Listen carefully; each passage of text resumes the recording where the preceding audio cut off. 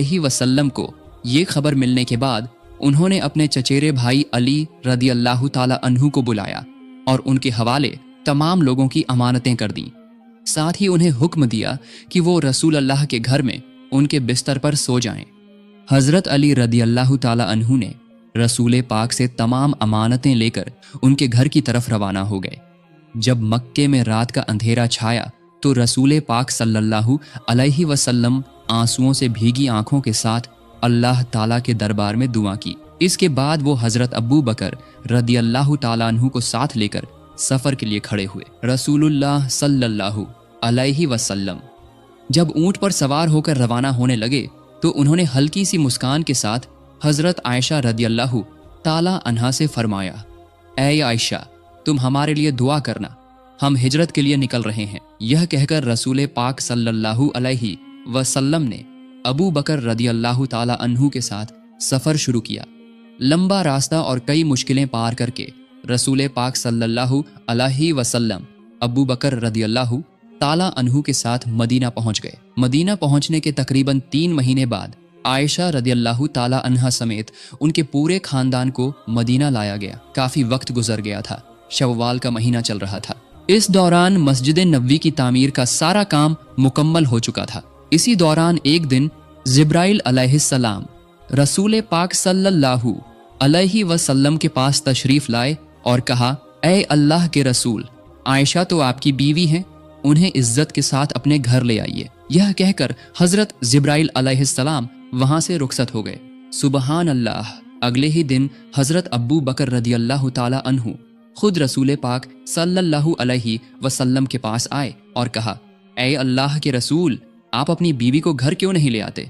रसूल पाक सल्लल्लाहु अलैहि वसल्लम थोड़े परेशान हुए, लेकिन उन्होंने साफ साफ कह दिया, मैं इस बारे में सोच रहा हूँ कि आयशा को मेरे घर ले आऊं, लेकिन मेहर की पूरी रकम फिलहाल मेरे पास मौजूद नहीं है। रसूलुल्लाह सल्लल्लाहु अलैहि वसल्लम की ये बात सुनकर अबू बकर रदियल्लाहु ताला अन्हु ने रसूल पाक से इजाज़त लेकर घर की तरफ रवाना हो गए। रास्ते में वो दिल ही दिल में सोचने लगे कि अगर इस वक्त रसूलुल्लाह को खुश किया जा सके तो ये बहुत बेहतरीन काम होगा। ये सोचकर वो अपने घर गए और वहाँ से 500 दिरहम लेकर वापस रसूलुल्लाह के पास आए। उन्होंने ये सारे पैसे रसूल पाक सल्लल्लाहु अलैहि वसल्लम को हदिया के तौर पर पेश कर दिए। रसूलुल्लाह सल्लल्लाहु अलैहि वसल्लम ने अबू बकर रदियल्लाहु ताला अन्हु का ये हदिया कबूल किया और उसी हदिये को हजरत आयशा रदियल्लाहु ताला अन्हा के मेहर के तौर पर उन तक पहुंचा दिया। इस तरह उन्होंने मेहर की अदायगी कर दी। जब आयशा रदियल्लाहु ताला अन्हा रसूलुल्लाह के घर तशरीफ लाए, उस वक्त उनकी उम्र 9 साल की थी। रसूल पाक सल्लल्लाहु अलैहि वसल्लम अल्लाह ताला के हुक्म से अपनी शादीशुदा बीवी आयशा रदियल्लाहु ताला अन्हा को अपने घर लाने के मकसद से सहाबियों और अबू बकर रदियल्लाहु ताला अन्हु के खानदान के साथ एक छोटी सी तकरीब का इंतजाम किया। इसी तकरीब के जरिए आयशा रदियल्लाहु ताला अन्हा को अपने घर ले आए और इसी के साथ शुरू हुई रसूल पाक सल्लल्लाहु अलैहि वसल्लम और आयशा रदियल्लाहु ताला अन्हा की गृहस्थी। मेरे प्यारे दोस्तों, हजरत आयशा रदियल्लाहु ताला अन्हा के साथ रसूल पाक जिस कमरे में रहते थे, किताबों में उस कमरे की तफसील किताबों में कुछ इस तरह आई है। वो एक छोटा सा कमरा था। चारों तरफ की दीवारें मिट्टी की बनी हुई थीं।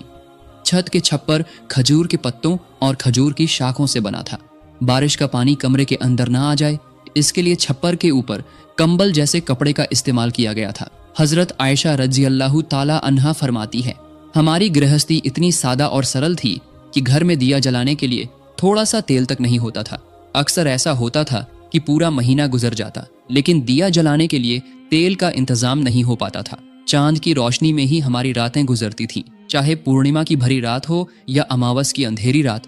दरअसल खाना पकाने के लिए ही तो तेल नहीं होता था, तो फिर दिया जलाने के लिए तेल कहाँ से आता? हजरत आयशा रज़ियल्लाहु ताला अन्हा आगे फरमाती है, अगर हमारे पास दिया जलाने के लिए तेल होता तो उससे हम खाना भी पका सकते थे, क्योंकि उस जमाने में हम जैतून का तेल इस्तेमाल करते थे। वही तेल खाना बनाने और दिया जलाने दोनों काम आता था। इस तरह महीनों के बाद महीने गुजरते रहे। जब कोई सहाबी कुछ हदिया देते तो बस वही होता रसूलुल्लाह के घराने का एक वक्त का खाना, और सहाबा सिर्फ चंद खजूर या एक प्याला दूध या 1-2 रोटी ही हदिया देते थे। लेकिन मोहब्बत की कमी नहीं थी। हमारे घर में कम खाना होता तो भी हम दोनों साथ बैठकर खाना खाते थे। अंधेरे में जब हम खाना शुरू करते तो एक ही खाने पर हम दोनों का हाथ पड़ जाता था, तब हम बांट कर खाते थे। हजरत आयशा रजी अल्लाह ताला अन्हा फरमाती हैं, कभी गोश्त का खाना मिलता तो मेरी चबाई हुई हड्डियों को रसूल पाक सल्लल्लाहु अलैहि वसल्लम फिर से चबाकर खाते थे। पानी के प्याले से मैं पीने के बाद जिस जगह से मैंने पिया होता उसी जगह रसूल पाक सल्लल्लाहु अलैहि वसल्लम अपने होंठ लगाकर पीते थे। सुभान अल्लाह। इस तरह रसूल पाक सल्लल्लाहु अलैहि वसल्लम और हजरत आयशा रजी अल्लाह ताला अन्हा की शादीशुदा जिंदगी बेहद खुशगवार और मुबारक थी। हालांकि उनकी छोटी सी कुटिया में कोई अच्छा सामान नहीं था, लेकिन मोहब्बत से भरपूर था वो घर। उनका घर जैसे अल्लाह के जन्नत का एक टुकड़ा था। पैसे रुपए और दौलत इंसान को सुकून नहीं दे सकते। इंसान का असली सुकून तो दिल का सुकून है। जिसे दिल का सुकून मिल गया उसे दुनिया की हर चीज मिल गई। रसूल पाक सल्लल्लाहु अलैहि वसल्लम की सीरत से हमें यही सीख मिलती है। अल्लाह ताला हमारे हर घर में ऐसे ही सुकून और बरकत का इंतजाम फरमाए, आमीन। तो मेरे प्यारे दोस्तों, आज का वीडियो यहीं तक। आपको ये वीडियो कैसा लगा? अगर पसंद आया हो तो ज़रूर अपनी राय कमेंट में बताएं और अपने दोस्तों के साथ शेयर करके इस खूबसूरत कहानी को फैलाएं। सबसे पहले हमारे वीडियो पाने के लिए चैनल को सब्सक्राइब करें और बेल आइकन दबाना न भूलें। अगले वीडियो में मिलने का वादा करते हुए आज के लिए इजाज़त चाहता हूँ। अस्सलामु अलैकुम व